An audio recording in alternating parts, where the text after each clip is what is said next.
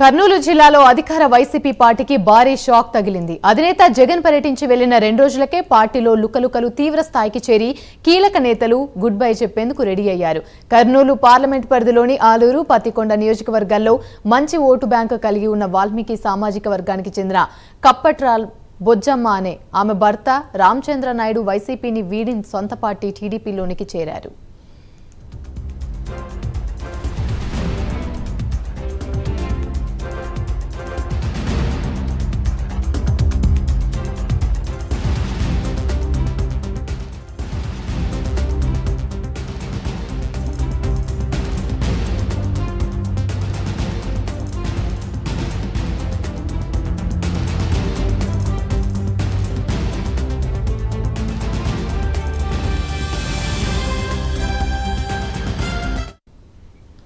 కాసేపటి క్రితమే దేవనకొండ మండలం కప్పట్రల్ల నుంచి దాదాపు 300 మంది అనుచరులతో హైదరాబాద్కు పయనమయ్యారు. ఇవాళ సాయంత్రం హైదరాబాద్లో టీడీపీ అధినేత చంద్రబాబు నాయుడు సమక్షంలో పార్టీలో చేరనున్నారు.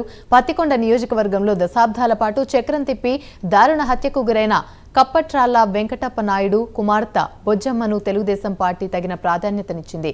గతంలో టీడీపీ నుంచి అన్స్పరి జెడ్పీటీసీ టికెట్ ఇవ్వగా తండ్రి అడుగుజాడల్లో రాజకీయ బాధ్యతలు చేపట్టిన బొజ్జమ్మ ప్రత్యక్ష ఎన్నికల్లో గెలుపొంది నియోజకవర్గంలో తన పట్టు నిలుపుకునే ప్రయత్నాలు చేస్తోంది.